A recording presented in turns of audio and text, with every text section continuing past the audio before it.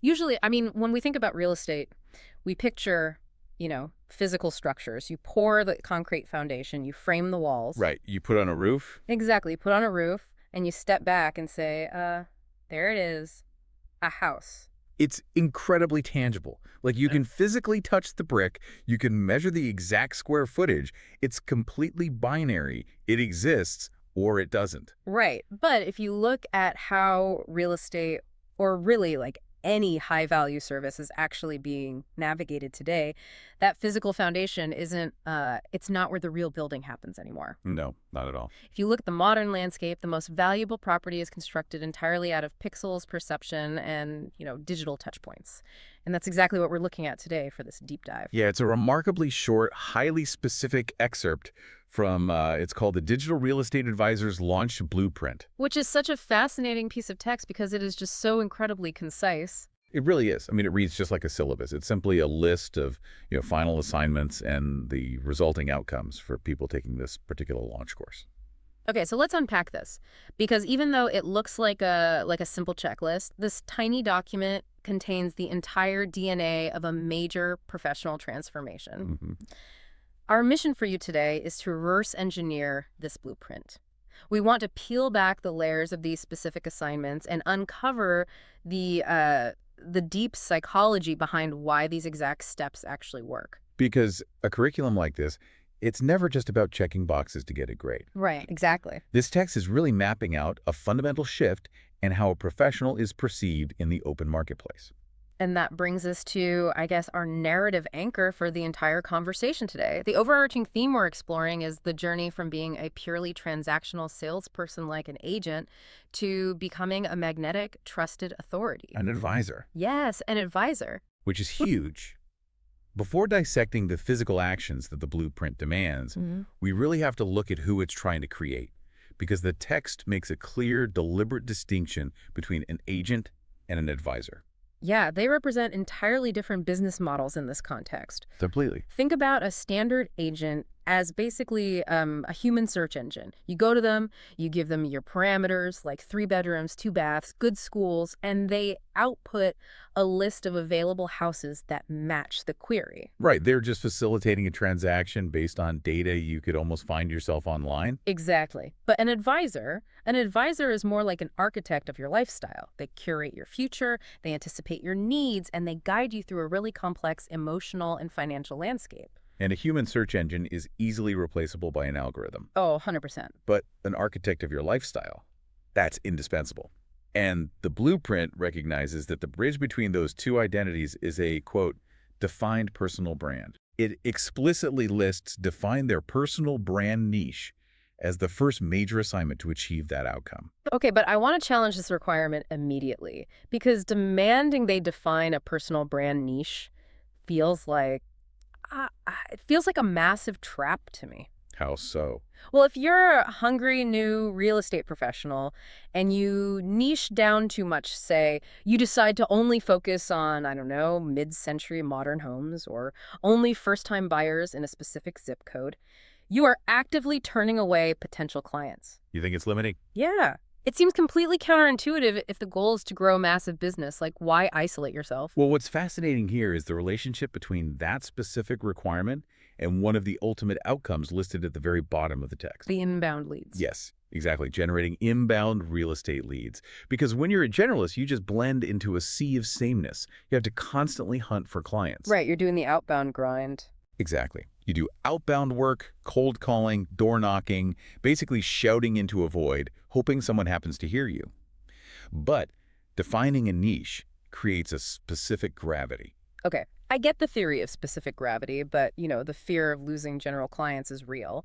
Is the blueprint basically telling them to accept a massive dip in overall volume in exchange for higher conversion within a tiny pool? Not a dip in volume, but a complete shift in the type of volume. Okay. A defined personal brand creates a magnetic pull. By being highly specific about who you are and who you serve, you become the obvious, undeniable choice for a certain type of buyer or seller. So you stop hunting, basically. You stop hunting and you start attracting. The client comes to you because your niche signals to them, I am the expert in exactly what you need. Okay, so you might turn away people outside your niche, but your conversion rate skyrockets within it. Exactly, because you've established immediate trust and authority before you even meet them. So you trade a tiny slice of everyone's attention for the absolute undivided trust of a specific group. That's a great way to put it. It's kind of the difference between handing out 1,000 flyers on a busy street corner and having, say, 5 highly qualified people knock on your door asking for your specific help. And that right there is the essence of an inbound lead. They come to you pre-sold on your value. Okay, that makes sense. So if defining that niche makes you the undeniable choice, you still face a highly practical problem, right? Like, where does that identity actually live online so that people can find it? Right, you need a home base. Exactly. And the blueprint is incredibly strict about the answer to that. It mandates professional profiles on Instagram, LinkedIn, and YouTube. And notice the text specifically calls for a professional social media presence. Right. It is curated for a specific business outcome, not just, casual personal posting. This is the digital soil where they'll build their new identity. But here's where it gets really interesting to me. Look at what is conspicuously missing from that list. There is no TikTok. There is no X or Twitter. There is no Facebook, which, Facebook used to be the absolute king of real estate marketing. It really did. But the blueprint zeroes in on Instagram, LinkedIn, and YouTube. To me, this looks like they're trying to build a very specific, three-dimensional avatar of trust. Well, if we connect this to the bigger picture, it goes right back to the text's ultimate goal of positioning them as a trusted advisor. Right. Because trust is an incredibly complex emotion, right? Yeah. Especially when you're dealing with what is likely the largest financial transaction of a person's life. Oh, definitely. So the specific triad of platforms builds that trust from 3 completely different angles. Okay, let's use a storefront analogy to look at the mechanics of this triad because I think that helps visualize it. Okay, I like that. LinkedIn feels like the business license and the professional credentials framed on the wall right behind the register. Yes. Because when someone is about to hand over their life savings, they want to know you're legitimate. LinkedIn provides the corporate credibility, the employment history, the professional endorsements. It answers the fundamental question, is this person a real, capable professional who isn't going to vanish with my money? Exactly. But a framed license builds baseline credibility, but it doesn't necessarily make someone want to walk into the store and browse. Right, it's not inviting on its own. Which is where Instagram comes in. Instagram provides the window display. Real estate is inherently visual and deeply emotional. People aren't just buying wood and glass. Exactly. They are buying the life they imagine living in that physical space. Instagram allows the advisor to showcase their aesthetic taste, their behind-the-scenes hustle, and just the aspirational quality of the properties they represent. It answers the question, does this person understand the vibe and the lifestyle I am looking for? Right. So we have the license on the wall to prove you're real, and the beautiful window display to draw people in. YouTube, then, must be the actual sit-down consultation happening inside the store. YouTube is the undisputed engine of authority in this blueprint. Really? The engine? Absolutely. It serves as the long-form educational archive. Because you cannot truly prove you're an advisor in a 15-second dancing clip on TikTok. No, definitely not. Or even a single beautifully filtered photo on Instagram. An advisor needs to be able to explain complex market trends, break down historical neighborhood data, or, walk a nervous first-time buyer through the nuances of closing costs. And YouTube allows for that search-driven, deeply educational, long-form content. Exactly. It definitively proves your deep expertise. It is a brilliantly constructed ecosystem when you look at it that way. If you skip LinkedIn, you might look like an amateur who just bought a nice camera. Yeah. If you skip Instagram, you look like a boring corporate drone who doesn't understand aesthetics or modern marketing. And if you skip YouTube, you look like a superficial influencer who doesn't actually understand the macroeconomic realities of housing. You need all 3 to solidify that advisor identity. Because without that comprehensive 3-dimensional trust, you slip right back into being viewed as a transactional agent. You become the human search engine again. Exactly. Okay, but once that storefront is built, you can't just leave it empty. The blueprint dictates that participants must publish their, quote, first 10 content posts and record and upload 3 video contents. Right. The listed outcomes for this assignment are achieving a working content strategy and developing video marketing skills. The specific numbers here, 10 posts and 3 videos, they're not arbitrary at all. They establish a baseline. Yeah, a required non-negotiable baseline. Think about staging a house. If you, the listener, are looking for a professional, really any professional, not just in real estate, and you land on their profile to find one single post from 6 months ago, it looks like an abandoned digital property. You bounce immediately. Exactly. You close the tab. The 10 posts and 3 videos act as the staging furniture. So the digital house doesn't feel cold and empty when a prospect finally arrives. It signals permanence. It shows the viewer that this person is actually invested in their practice. Right. But there's a much deeper psychological reason for these specific requirements. We really need to look closely at the language the text uses in the outcomes. It explicitly says they will have a working content strategy. Notice it says working strategy. To me, a strategy is just a whiteboard fantasy. Yeah. Anyone can sit in a coffee shop, open a notebook, and say, I am going to post on social media to get clients. Putting the word working in there implies they actually have to sweat through the execution. And the friction of execution is the hardest part of any professional transformation. Oh, absolutely. Creating exactly 10 posts and exactly 3 videos forces the participant to transition from being a passive consumer of digital marketing to an active practitioner. I mean, setting up the camera, figuring out the lighting, listening to the sound of your own voice during editing. It's the worst. It is. Hitting publish and dealing with the sheer vulnerability of being visible, it is terrifying for most people. There is massive imposter syndrome attached to putting your face on camera and claiming to be an expert. So that vulnerability is exactly what the blueprint forces them to confront head on. Yes.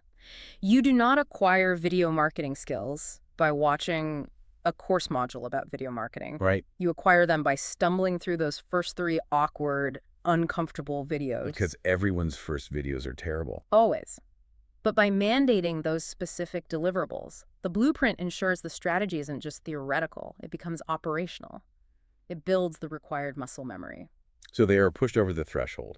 And once they cross that threshold, they have a staged open house that works around the clock to educate and attract their specific niche. It becomes an asset that works for them while they sleep. Okay, so all of this generates attention. But attention alone does not sell real estate. You can have 50,000 people watch your YouTube video about interest rates, but if none of them actually hire you, you're just a free entertainer. Exactly. You're just making noise. So let's look at where this blueprint actually funnels all this attention. It doesn't send them to a generic website contact form. The final assignment is to, quote, build a WhatsApp broadcast list. Which directly creates the final stated outcome, a system to generate inbound real estate leads. So what does this all mean? We just spent all this time analyzing these highly public, highly visible platforms. Right. YouTube is a massive global stage. LinkedIn is a giant networking event. Why does this grand digital blueprint end by shrinking everything down to a WhatsApp broadcast list? It seems disconnected. Yeah, because WhatsApp is incredibly intimate. It's where I text my mom or complain to my best friend. Sending a business broadcast to someone's WhatsApp feels almost invasive. It does. And this raises an important question. And honestly, the answer is the key to synthesizing this entire blueprint. Look at the progression of the journey we've been tracking. It moves systematically from public discovery to personal communication. Okay. YouTube, Instagram, and LinkedIn are top-of-funnel platforms. Top of the funnel, meaning casting a wide net to capture general awareness right before you filter them down to the people actually ready to take action. Yes. They are the megaphone. They are where you broadcast your expertise to the world to capture that initial attention. Right. But you cannot foster deep transactional trust with an audience in a public comment section. No, definitely not. To convert a viewer into a client, especially for something as high stakes as buying a home, you have to move them out of the noisy public square and into a quiet private room. And WhatsApp is the private room. Exactly. WhatsApp represents direct, unfiltered access. Huh. When someone willingly joins your WhatsApp broadcast list, they're giving you permission to step out of the chaotic social media algorithm and directly into their pocket. They are saying, I trust you enough to let you send a push notification to my locked screen. Think about the difference between that and, like, an email newsletter. An email inbox is crowded with spam, promotions, and work. It's just noise. But a WhatsApp message pings the same way a text from your spouse does. It commands immediate personal attention. It does. And that mirrors the overarching theme we established at the beginning.